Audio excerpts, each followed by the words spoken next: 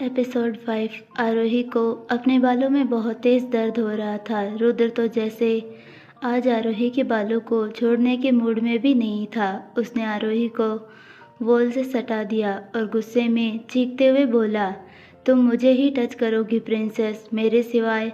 अगर तुमने किसी और को हाथ तक लगाया तो मैं तुम्हारे दोनों हाथ काट डालूंगा।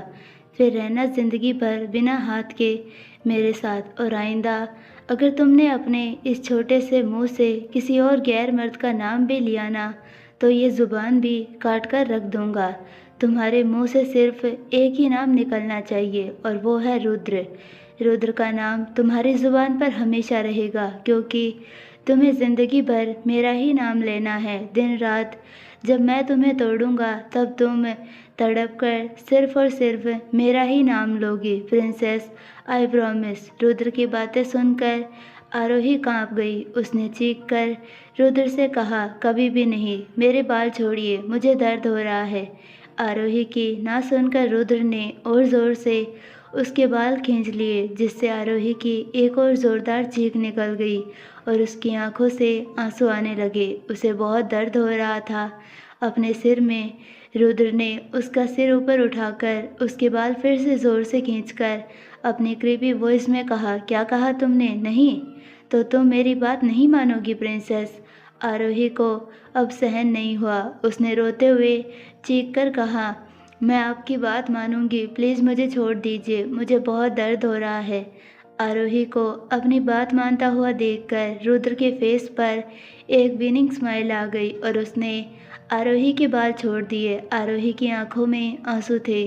उसने एक नज़र रुद्र को देखा, फिर नीचे गिरी हुई शावर जेल की बोतल उठाई और रुद्र को देखने लगी, जो मुस्कुराता हुआ उसे ही देख रहा था। आरोही ने शावर जेल को अपने कांपते हुए हाथों से लिया। वो शावर जेल ऑरेंज कलर का था, जिससे बहुत ही अच्छी खुशबू भी आ रही थी। ऑरेंज फ्रूट की तरह आरोही ने अपने कांपते हाथों में जेल लेकर एक हाथ से अपने दोनों हाथ पर रब किया, जिससे उस शावर जेल में वाइट फॉग बनकर तैयार हो गया। आरोही ने अपने दोनों कांपते हाथ रुद्र के चेस्ट पर रख दिए। उसने एक बार भी अपना चेहरा ऊपर उठाकर रुद्र को नहीं देखा। इस बीच रुद्र ने आरोही का रास्ता ब्लॉक किया हुआ था और उसके चेहरे के करीब आकर अपनी इंटेंस नज़रों से अपनी गर्दन टेढ़ी करके उसे ही एकटक घूर रहा था। आरोही अपने छोटे और सॉफ्ट हाथ रुद्र की बॉडी पर फिराने लगी, जिसे महसूस करके रुद्र ने अपनी आंखें बंद की। उसको आरोही का टच बहुत ही अच्छा लग रहा था। आरोही के हाथ जब जब रुद्र की बॉडी को छू रहे थे तो आरोही को अपने सॉफ्ट हाथों में रुद्र की बॉडी की तनी हुई नसें और मसल साफ साफ महसूस हो रही थी।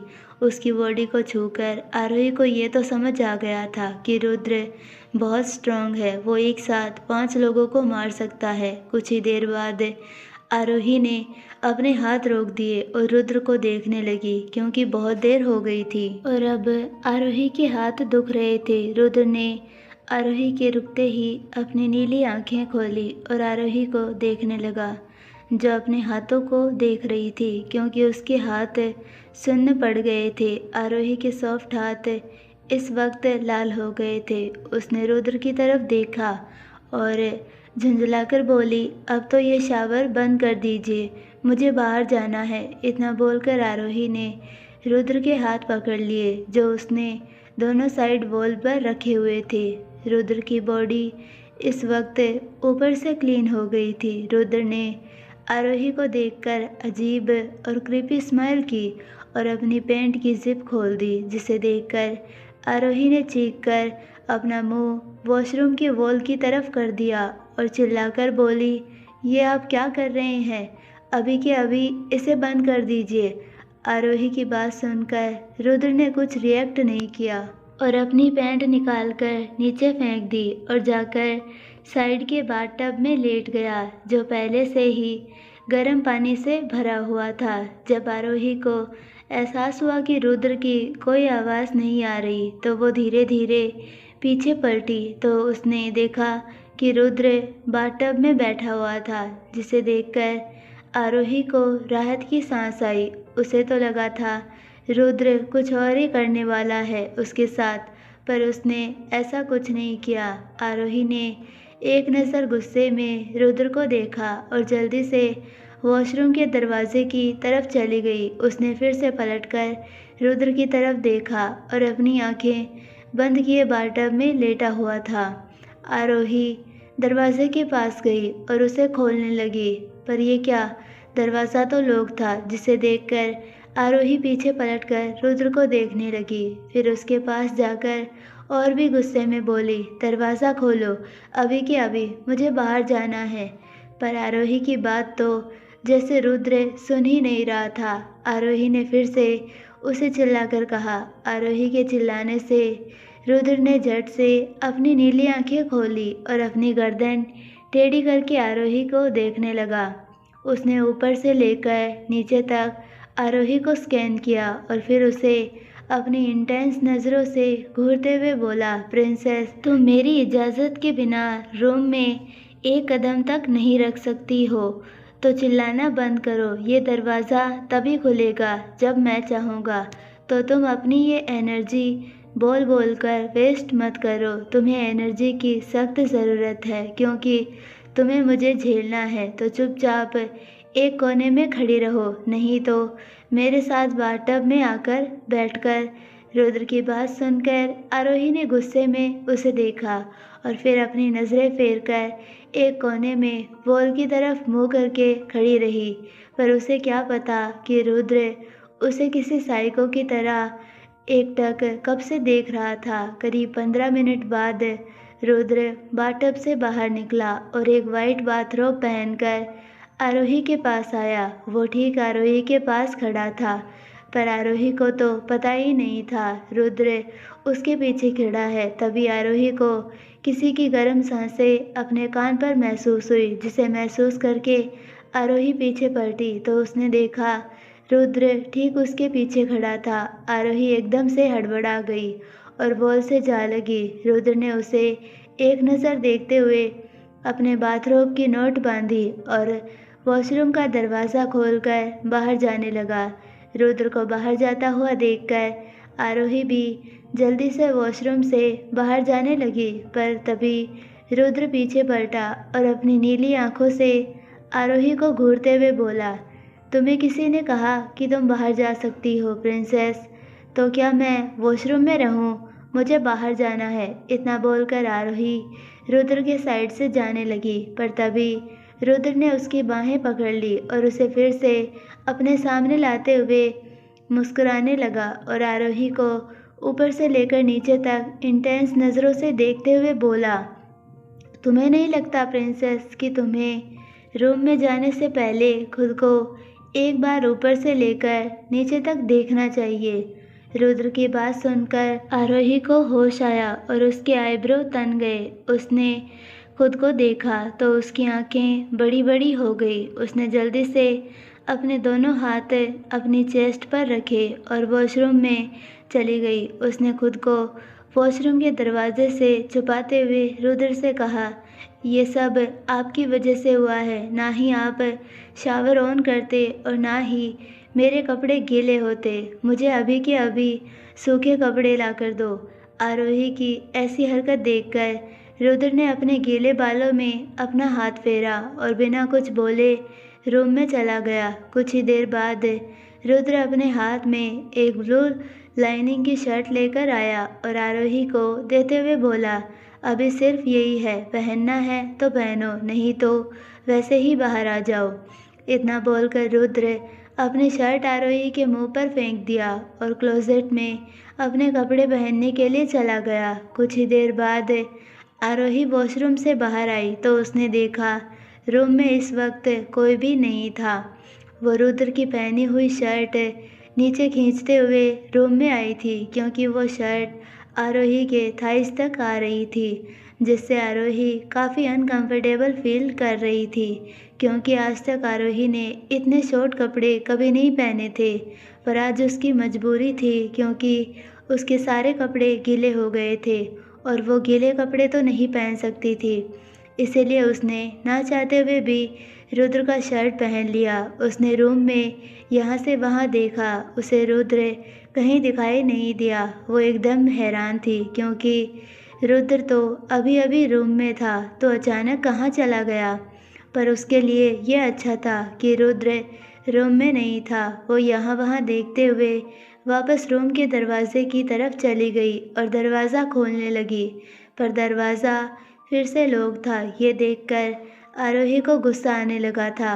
उसे बहुत बेचैनी महसूस हो रही थी। उसे बाहर जाना था, उसे अपनी मम्मा और भाई से भी मिलना था, पर रुद्र के बार बार रूम लॉक करने की वजह से अब वो पागल हो गई थी। उसे समझ में नहीं आ रहा था रुद्र उसके साथ ऐसा क्यों कर रहा है। आरोही ने अपने मन में सोचा, अगर उसे किसी को अपनी कठपुतली ही बनाना था तो वो किसी और को भी बना सकता था।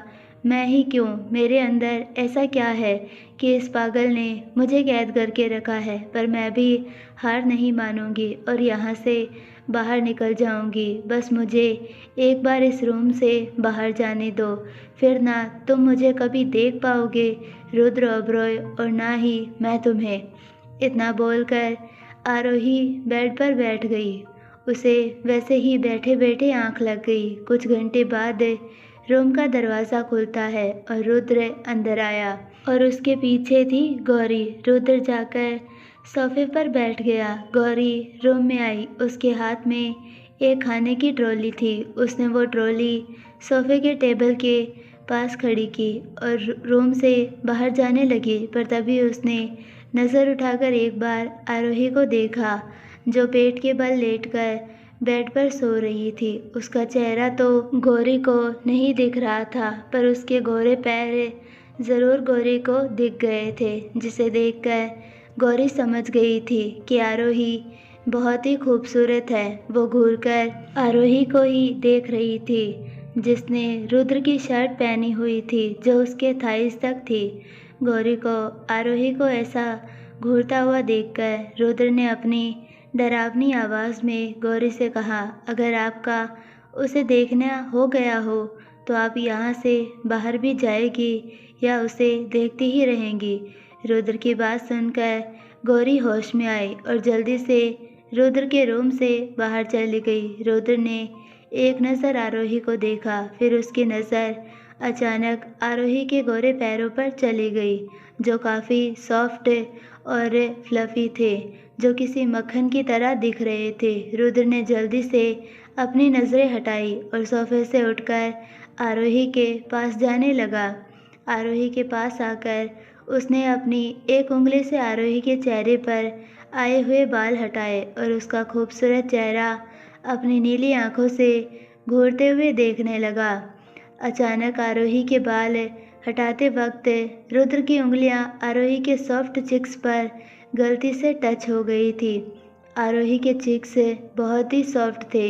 रुद्र ने एक नज़र आरोही के चबी चिक्स को देखा, जो काफ़ी फूले हुए थे, और जल्दी से अपना हाथ हटाया। उसे गुस्सा आ रहा था आरोही की खूबसूरती देखकर, क्योंकि उसकी वजह से वो बहक रहा था, क्योंकि वो आज तक किसी लड़की के लिए नहीं बहका। रुद्र ने बेड के साइड में रखा हुआ पानी का जग उठाया और एक झटके के साथ सारा पानी आरोही के मुंह पर फेंक दिया, जिससे आरोही एकदम से हड़बड़ाकर उठ गई। इस वक्त आरोही ने पहनी हुई रुद्र की शर्ट भी थी, जो आधी गीली हो गई थी। आरोही ने ना आओ देखा ना ताओ, बेड से उठकर चिल्लाकर रुद्र से बोली, पागल आदमी, ये क्या हरकत थी? कोई ऐसे किसी को उठाता है क्या?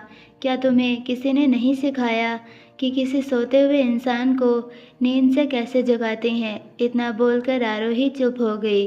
उसने एक नज़र रुद्र को देखा, जो अपनी नीली आंखों से उसे बहुत ही बुरी तरह से घूरकर देख रहा था। उसके चेहरे पर गुस्सा साफ साफ दिख रहा था, जिसे देखकर आरोही एकदम से डर गई। अब उसे पछतावा हो रहा था कि शायद उसने गलती की है रुद्र के ऊपर चिल्लाकर, क्योंकि अब उसे रुद्र को देखकर बहुत ही नेगेटिव वाइब्स आ रही थी। आरोही अपने कदम पीछे ले जाने लगी। उसे रुद्र के देखने पर से भी डर लग रहा था। रुद्र ने एक नज़र आरोही को देखा, फिर अपनी गर्दन कड़कड़ की आवाज़ के साथ मोड़ते हुए डरावनी आवाज़ में बोला, ये नहीं करना चाहिए था प्रिंसेस। मैं तो तुम्हारे लिए खाना लेकर आया था, क्योंकि तुमने सुबह से कुछ भी नहीं खाया था। पर अब उसे भूल जाओ, क्योंकि अब डिनर का टाइम नहीं, अब तुम्हारी पनिशमेंट का टाइम है। So ready for your fucking punishment princess. इतना बोलकर रुद्र आरोही के पास जाने लगा। रुद्र को अपने पास आता देखकर आरोही पीछे पीछे जाने लगी। वो सीधा जाकर दीवार से जा लगी। तब तक रुद्र बिल्कुल ठीक उसके सामने आकर खड़ा हुआ और गुस्से में चीखते हुए आरोही से बोला, बहुत शौक है ना मुझसे ऊंची आवाज़ में बात करने का, तो अब मैं दिखाता हूँ तुम कब तक अपने इस मुंह से अपनी ऊंची ऊंची आवाज़ें निकालती हो। पर अफसोस है, यहाँ तुम्हारी आवाज़ सुनने वाला कोई नहीं होगा प्रिंसेस, सिवाय मेरे। रुद्र की डरावनी बातें सुनकर आरोही कांप गई। उसने अपने हाथ रुद्र के आगे जोड़ते हुए कहा, नहीं नहीं, प्लीज़ मुझे माफ़ कर दो, मुझसे गलती हो गई, मुझे तुम पर। आरोही कुछ और कहती उससे पहले रुद्र ने आरोही की बाहें पकड़कर आरोही को साइड में रखी हुई एक आलीशान चेयर पर बैठा दिया और वही चेयर के साइड में रखे हुए ड्रॉर से उसने दो बड़ी बड़ी रस्सियां निकाली और उससे आरोही के हाथ पैर बांधने लगा। ये देखकर आरोही जल्दी से चेयर से उठने लगी और जाने लगी, पर उससे पहले रुद्र ने आरोही के बालों को जोर से खींचकर पकड़ा और उसे वापस पीछे लाते हुए चेयर पर पटक दिया। आरोही इस वक्त बहुत डर गई थी। रुद्र इस वक्त एक राक्षस लग रहा था। आरोही को बहुत डर लग रहा था। उसे समझ में नहीं आ रहा था कि रुद्र उसके साथ करने क्या वाला है, पर वो कुछ सोचती या समझती उससे पहले रुद्र ने आरोही को अच्छी तरह चेयर से बांध दिया और रूम से बाहर चला गया। इसी बीच आरोही ज़ोर ज़ोर से चीख रही थी। उसे किसी बुरी अनहोनी का एहसास हो रहा था। वो रुद्र के बारे में कुछ नहीं जानती थी, पर उसे रुद्र को देखकर ये ज़रूर पता चल गया था कि रुद्र किसी की कुछ नहीं सुनता। उसे जो करना होता है वो वही करके रहता है, चाहे उसे किसी की मर्ज़ी हो या ना हो। सिर्फ किसी सेल्फिश आदमी की तरह अपना फ़ायदा देखता है, ऐसा आरोही को लगता था। पर रुद्र एक मिस्टीरियस इंसान था जिसे आज तक कोई भी पहचान नहीं पाया। आरोही डर के मारे यही सब सोच रही थी कि तभी रुद्र रूम में आया। उसके हाथ में इस वक्त एक बॉक्स था। वो बॉक्स काफ़ी बड़ा था। आरोही बस अपनी आंखें बड़ी बड़ी करके उस बॉक्स को घूर रही थी। रुद्र ठीक आरोही के सामने जाकर खड़ा हुआ और अपनी गर्दन टेढ़ी करके आरोही को देखते हुए अपनी क्रीपी वॉइस में बोला, princess, this is your one of the best punishment, जिससे तुमने आज तक ना ही कहीं देखा होगा और ना ही महसूस किया होगा। इतना बोलकर रुद्र ने उसे बॉक्स को खोला। उसमें से एक ग्रीन कलर का सांप बाल्टी से बाहर आया, जिसे देखकर आरोही की सांसें रुक गई। उसका चेहरा डर से पीला पड़ गया और वो पागलों की तरह ज़ोर ज़ोर से चिल्लाने लगी, जिसे देखकर रुद्र के होठों पर एक विनिंग स्माइल आ गई। उसने वो ग्रीन कलर का सांप को अपने हाथों में उठाया। सांप काफ़ी बड़ा था और काफ़ी खतरनाक दिख रहा था। उसकी आंखें एकदम डार्क और ब्लैक थी।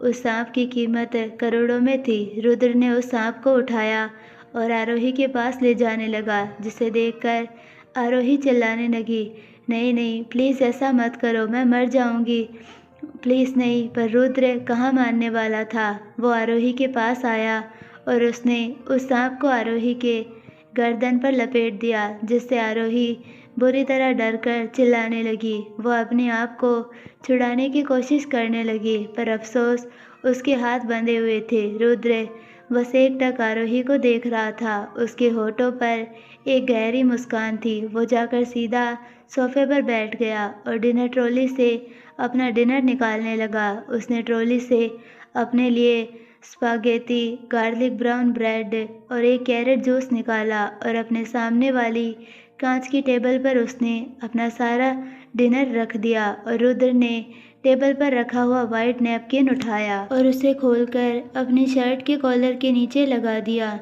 जिससे खाना उसकी शर्ट पर ना गिरे। और फिर उसने साइड में रखा हुआ फोर्क और नाइफ उठा लिया और किसी रॉयल प्रिंस की तरह अपना डिनर करने लगा। रुद्र एकदम वेल ट्रेंड सलीके से अपना डिनर कर रहा था। वो अपने राइट हाथ में नाइफ पकड़कर गार्लिक ब्रेड को छोटे पीस में कट कर रहा था और अपने लेफ्ट हाथ में पकड़े हुए फोर्क से उसे वो कट किया हुआ पीस उठाकर अपने मुंह में बाइट डाल दिया।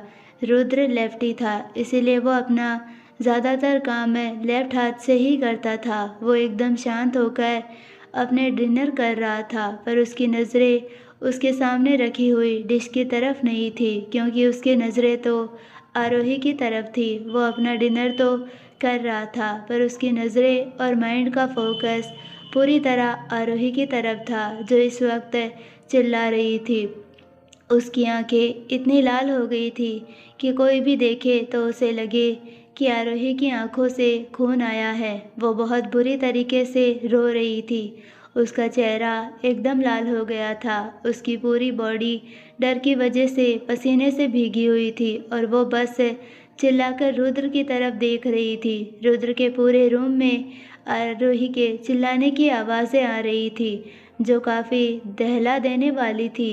वो ग्रीन सांप अभी भी था, आरोही के गर्दन के चारों तरफ लपेटकर बैठा हुआ था। वो ग्रीन सांप जहरीला तो नहीं था, वो रुद्र का पेट था, जो कितने ही सालों से उसके साथ था। आरोही को अब अपनी गर्दन पर दर्द हो रहा था, क्योंकि अब तक बहुत वक्त हो गया था। वो सांप उसकी गर्दन पर लिपटे हुए था। रुद्र ने उसे अभी तक आरोही की गर्दन से दूर नहीं किया था। आरोही बार बार रुद्र से चीखकर खुद के ऊपर से सांप निकालने की भीख मांग रही थी, पर रुद्र आराम से अपना डिनर कर रहा था। प्लीज़ इसे निकालो ना, ये बहुत गंदा है, मुझे मेरे गले में दर्द हो रहा है, प्लीज़। इतना बोलकर आरोही खांसने लगी, क्योंकि चीख चीख कर उसका गला अब पूरी तरह से बैठ गया था। करीब आधे घंटे बाद रुद्र का डिनर ख़त्म हुआ और उसने अपनी कॉलर पर लगाई हुई नैपकिन से अपना मुंह पोंछा और अपनी जगह से खड़ा हुआ। उसने एक नज़र आरोही को देखा, जो अब बेहोश होने के कगार पर आ गई थी, क्योंकि भूख प्यास के बिना उसकी हालत चिल्लाने से खराब हो गई थी। रुद्र अपनी पॉकेट में हाथ डालकर आरोही की तरफ देखा। वो ठीक आरोही के सामने आकर खड़ा हुआ और उसे अपनी नीली आंखों से घूरने लगा। वो नीचे ठीक आरोही के चेहरे के सामने झुका और अपनी हस्की वॉइस में आरोही से बोला, now your punishment time is over princess. इतना बोलकर रुद्र ने उस सांप को अपनी नीली आंखों से घूरा और एक विसल बजाई, जो काफ़ी डरावनी थी। विसल की आवाज़ सुनते ही वो सांप अपने आप आरोही की गर्दन छोड़कर रुद्र के पास गया और उसके राइट हाथ में लेफ्ट करके बैठ गया, क्योंकि वो रुद्र की सब बातें मानता था, एक अच्छे पेट की तरह। फिर रुद्र ने उस सांप को अपने हाथ में लेकर आराम से वापस उस बड़े से बॉक्स में रख दिया। जैसे ही वो सांप आरोही की गर्दन से हटाया गया, तब जाकर आरोही को थोड़ी राहत मिली। उसके गोरे गले पर उस सांप के निशान पड़ गए थे, जो काले और नीले थे। आरोही अब तक रो रही थी। रुद्र आरोही के पास गया और उसके हाथ खोलने लगा। आरोही अभी भी डर से कांप रही थी, क्योंकि आज तक उसने अपनी ज़िंदगी में कभी सांप नहीं देखा था और आज एक सांप उसके गले पर लिपटा हुआ था। ये सोचकर ही उसकी रूह कांप रही थी। रुद्र ने आरोही के नाजुक हाथ खोले। आरोही के गोरे हाथों पर रस्सियों के निशान थे, जो उसके हाथ पर छपकर लाल पड़ गए थे। आरोही के हाथ खोलते ही रुद्र ने अपने दोनों हाथ चेयर के साइड में रख दिए और आरोही की गर्दन को घूरते हुए अपनी हस्की वॉइस में बोला, प्रिंसेस, कहा था ना कि मुझसे ऊंची आवाज़ में बात मत करना। अब भुगतो। अब जब तुम मुझे प्रोवोक करोगी, तब तब तुम्हें मेरी पनिशमेंट का बार बार सामना करना पड़ेगा। And I swear princess, my punishment is so horrible, you can't handle it. So stay away from these fucking things and listen what I say. And finish your dinner. If you don't, then you know what will happen next with you. इतना बोलकर रुद्र आरोही को देखने लगा, जो उसे ही देखते हुए ज़ोर ज़ोर से किसी बच्चे की तरह रो रही थी। रुद्र ने एक लंबी सांस भरी और आरोही से दूर होकर वहाँ से जाने लगा, पर तभी आरोही ने उसका हाथ अपने कांपते हाथों से पकड़ा और उसके हाथ का सहारा लेते हुए लड़खड़ाकर उठने लगी। आरोही के हाथ पकड़ते ही रुद्र वहीं किसी पत्थर की तरह रुक गया और आरोही को अपनी इंटेंस नज़रों से देखने लगा। आरोही ने खड़े होने की वजह से वो ज़्यादा देर तक बैठे रहने से और डर की वजह से उसके पैर अकड़ गए थे, इसीलिए उसे ठीक से खड़ा भी नहीं हुआ जा रहा था। वो बड़ी मुश्किल से खड़ी हुई, पर तभी उसके पैर लड़खड़ा गए और वो सीधा रुद्र के ऊपर गिर गई। वो ठीक उसके सीने पर जा लगी और गिरने के डर से उसने अपने छोटे हाथ से रुद्र की शर्ट को अपनी मुट्ठी में पकड़ लिया। आरोही के अचानक इतने पास आते ही रुद्र ने अपनी आंखें बंद की और कसकर अपने दोनों हाथों की मुट्ठियां भींच ली। वो आरोही की हार्ट बीट अपने सीने पर महसूस कर सकता था, क्योंकि आरोही की चेस्ट सीधा रुद्र के चेस्ट से थोड़ा नीचे थी, क्योंकि वो छोटी थी रुद्र की हाइट के हिसाब से। रुद्र उसके पास होने की वजह से उसकी हार्ट बीट की धक धक की आवाज़ अपने अंदर महसूस कर पा रहा था, क्योंकि रुद्र आरोही की बॉडी को अपनी बॉडी पर साफ साफ महसूस कर सकता था, क्योंकि वो दोनों बहुत पास थे।